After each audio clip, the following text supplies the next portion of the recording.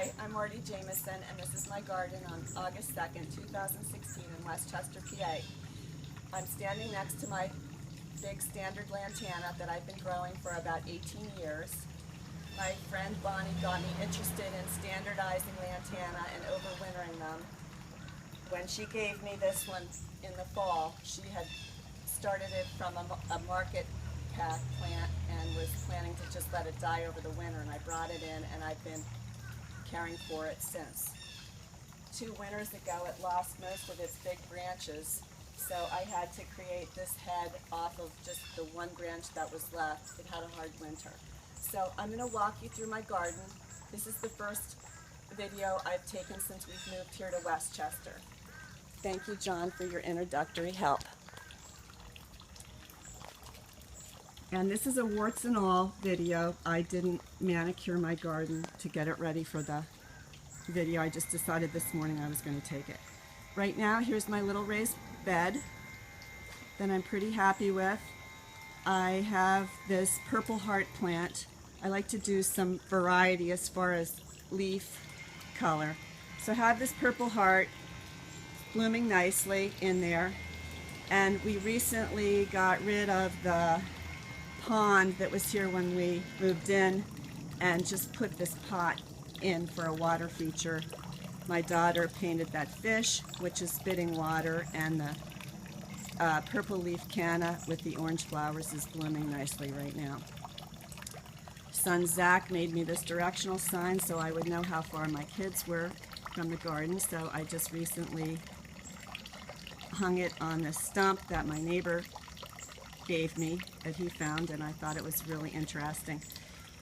In the background you can see who I call Big Mama, which is one of my other lantanas that I standardized from a market pack. The best thing to do is to find one that's kind of long and lanky and then just start to snip off its side branching. That one is about, I don't know, I forget, maybe 10 years old.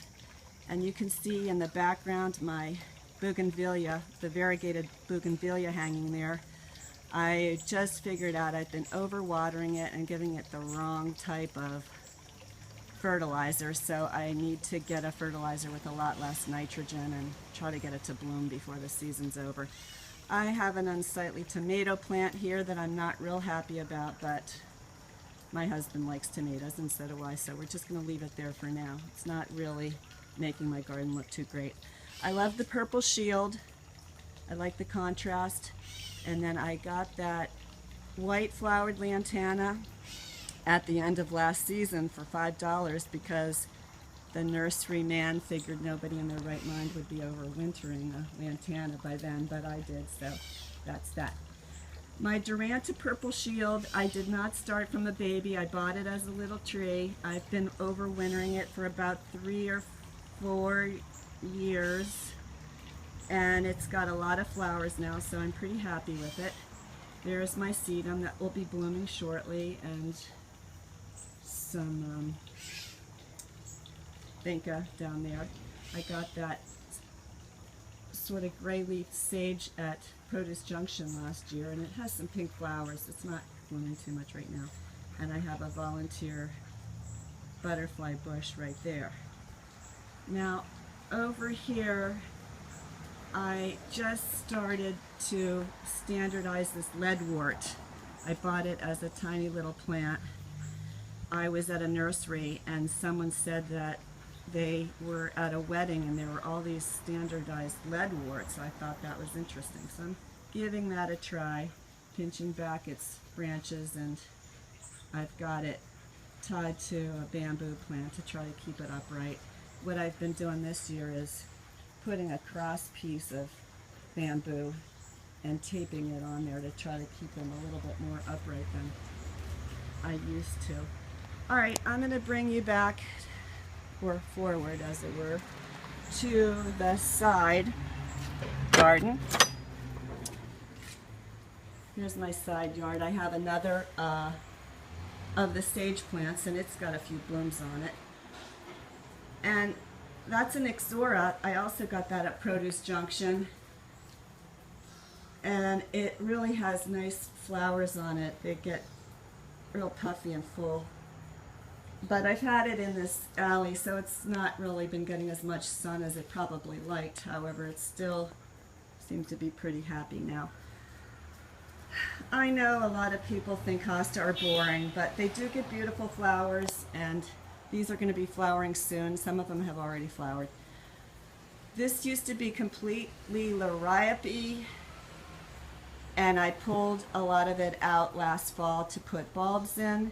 So I was able to put the New Guinea impatiens in here to make it more colorful. And I put a little bit of the Dusty Miller, which I know it's out of style and boring, but I think it adds some nice white in the mix of the green. And this year I decided I wanted to have these elephant ears showing from the top of my porch. Showing when I was sitting at my porch. So I propped them up on pots so they would look taller. And I had some stray begonias that overwintered with some other things in a pot. They didn't look too good in the beginning of the spring, but they're blooming nicely right now. And then I had a few stray pieces of Wandering Jew that I popped in there, and that's doing well. And I have some purple heart. Anytime my purple heart plant would break off, which is all the time because it snaps off easily, I would stick the little pieces into another pot. So it's kind of fun seeing the purple heart blooming in there, because that was just a volunteer. On the porch you can see I have a few plants. I've got the Wandering Jew, and then I was really into fairy gardens last summer, and I still have this fairy garden, but I haven't been making it cute this year. I do have some mirrors hanging in there and some things, fun things in there, but it's a little